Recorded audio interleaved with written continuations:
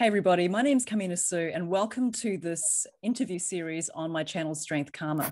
So today we're going to be interviewing a very well-known boxing and Muay Thai coach as well as a personal trainer. His name is Jason Sue and he's based in Melbourne, Australia. So in full disclosure, Jason is my brother, but I'm really excited to be speaking with him today because I know he knows a lot about boxing. And I think this video would be of interest to those of you who are over the age of 40 and maybe you're thinking about getting into boxing and you're wanting to just find a little bit more about it. So welcome, Jason, to my channel. Hi, Kamina. How are you? I'm well, thanks. Why don't you give a little bit of, let everyone know a little bit about your background, about yourself. Right. Well, in terms of boxing, I suppose I got into, first sort of kickboxing and Muay Thai when I was about 18 years old. And I've been doing it ever since. I'm now in my 40s.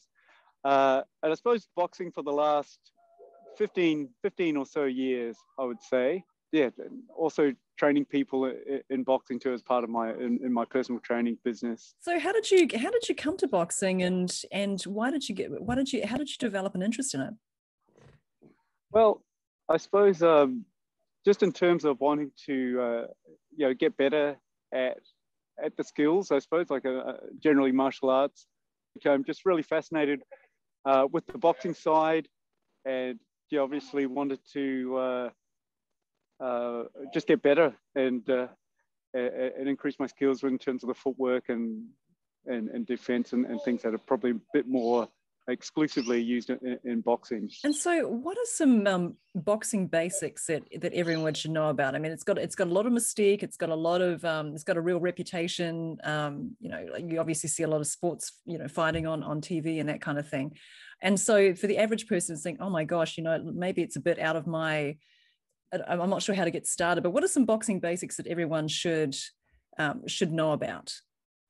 I suppose like basics like, keeping your hands up, tucking your chin down, and basically, just staying light on your feet and having a sort of a boxing rhythm. And so obviously those things don't sort of happen overnight. The path of learning those skills is, well, it's something that people pick up at different speeds and all that kind of stuff. Like it's just it's a process, right? Oh yeah, definitely. I mean, you'll find that some people kind of understand it and they kind of get it. A lot of people when they first start out want to know or want to get good like really quickly, and that's something that's pretty common. I suppose in terms of people that I've sort of trained in the past, they really want to progress really quickly, but they really need to have good fundamental boxing, good basics, and be able to control their body in terms of just being able to do basic stuff first, and then you can put all the kind of fancier sort of an impressive kind of moves and maneuvers on. Like you got to have good basics, yeah. And could someone like say in their 40s or 50s and beyond, could they learn how to box successfully, do you think? Oh, definitely, yeah. I think, and I almost think that if you've got, so it comes down to attitude or what you're sort of bringing and what you want to get out of boxing. If you're 40 years old and you want to be a professional fighter, then that's probably, it's probably that's not going to happen for you. If you just set yourself, it's like a simple goal, just to learn and respect the process of getting that knowledge, and you can definitely get a lot out of a boxing workout and boxing training, and not only on the physical level too, also on a mental level, on a discipline level. I'm sure if you're like in your 40s because you've got discipline issues, maybe, but.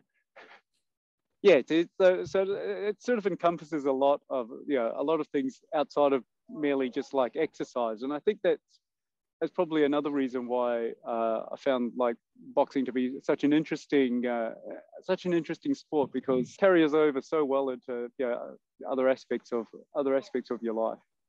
So what are some of the benefits of boxing? You're saying that the things carry over to other aspects of your life. So why don't you share some of those things? Obviously, reaction time. Well, yeah, a lot of a boxer's type of fitness transfers. If we were just talking about sort of fitness as an example, that boxing fitness transfers well to a lot of other sports. Boxing fitness allows you to engage in kind of high intensity type activities. You tend to find a natural weight for which your body is kind of comfortable with. So you're not sort of either trying to bulk up and get big, or just losing too much weight and muscle tone, as it were. So you sort of tend to get into a balanced state of sort of fitness and sort of well-being for your body type. That's actually really interesting, because I know a lot of people would love to get into better shape, and it's almost as if that perhaps some people do find a lot of enjoyment in long distance running. That's why, like doing those half marathons or 10K runs or whatever the case may be. Absolutely. Yeah.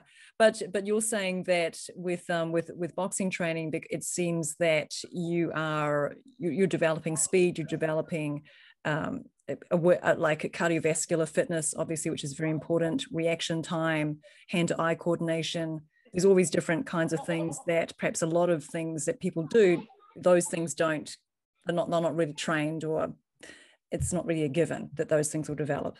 Well, inevitably, you've really got to focus when you're in the ring, trying to, sparring with someone, trying to work with someone, and hit each other, because that's the name of the game, is to hit somebody and not be hit. So you want to try to sort of set them up for a punch by, maybe you're going to throw some feints, or you're going to try to lead them down, make them come to you in some cases, and sort of take it away from them, and then come back over the top. Boxing training requires a lot of repetition, and it's kind of, I suppose some people might find it boring, but I don't know, but I think when you see the benefit of something that you might practice over and over again until you sort of, you can do it in your sleep. And then when you are able to bring that to the ring, and it's the best feeling. I think it's the best feeling to be able to actually, you see the fruits of your labors, as it were, trained hard, and then you feel comfortable in there, and which is it's not a comfortable place to be for the average person, to be in the ring with somebody trying to hit each other. That in itself gives you a bit of like a bit of grit, a bit of good confidence, like a confidence. Yeah, confidence. Yeah, it gives you confidence that you've survived that situation. You've done better than surviving that situation. But yeah, so that, I suppose, that what it comes down to. You can enjoying that sparring, and getting in there and having fun with it. Yeah.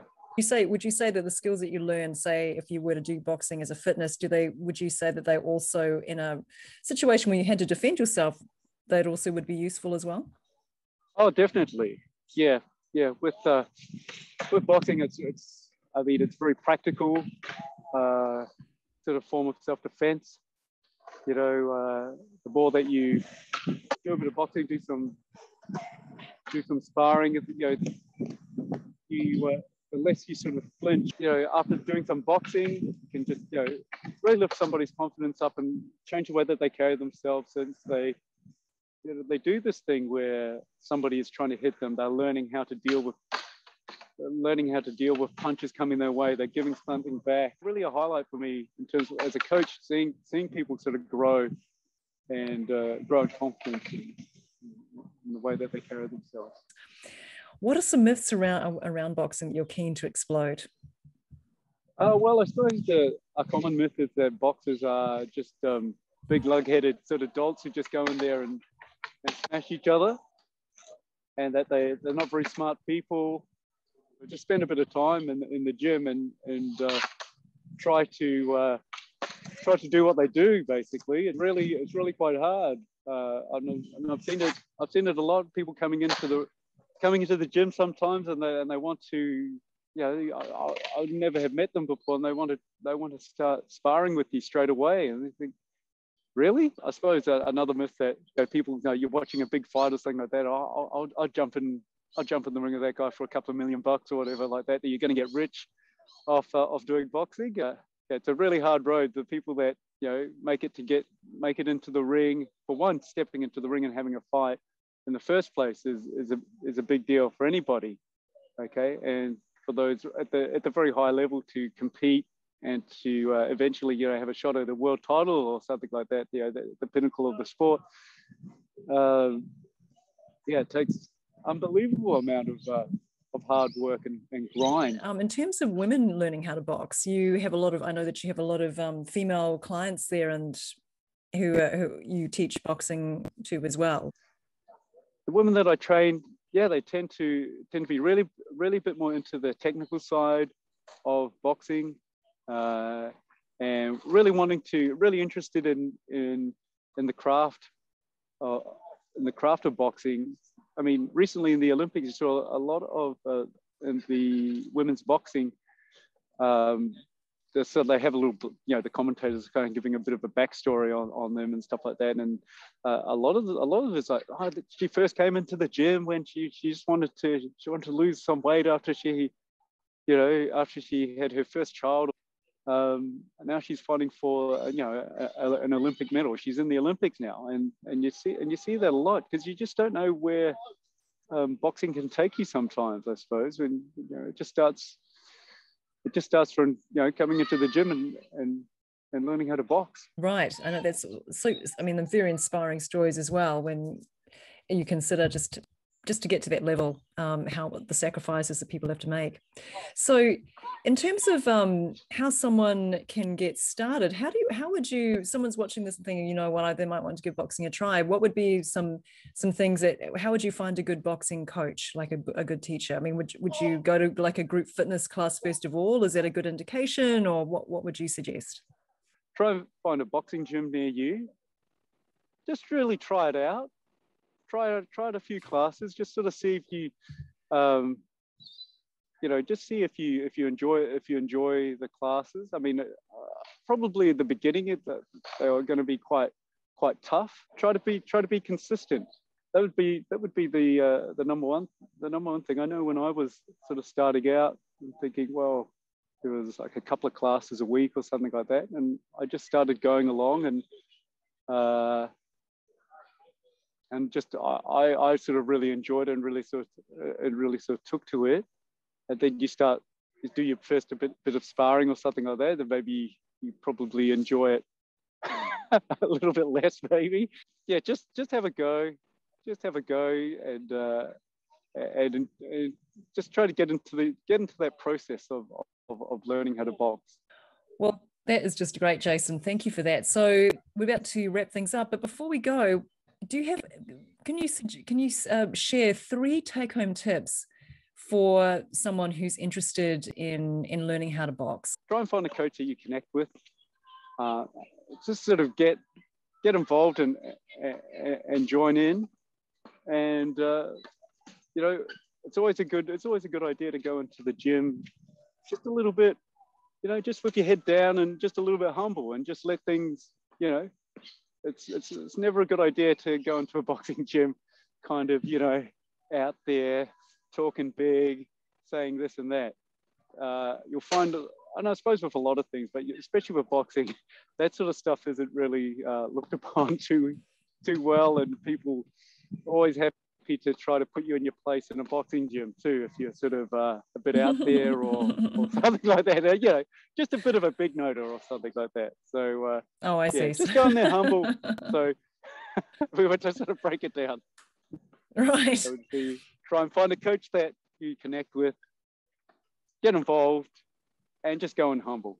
Great. Well, thank you so much, Jason, for your time today. So if people wanted to connect with you, how can they get in touch with you? I know that you've got a popular Instagram account, Work Life Fitness. Work Life Fitness, yeah, that's my Instagram handle, which is work_life_fitness. Yes, and we'll have that in the description in the video as well, that you can look up Jason on Instagram. And so, Jason, look, thank you so much. And I know that you're based in the Melbourne area, Melbourne, Australia.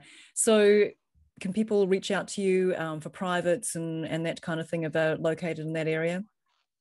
Yeah, absolutely. Happy to connect with people and, you know, train some boxing, talk about boxing, and yeah, just share the love. Share the love of boxing. Excellent. Well, thank you, my brother. And we will talk with everybody soon. So thanks so much for watching this, and have a good rest of your day. We'll see you in the next video.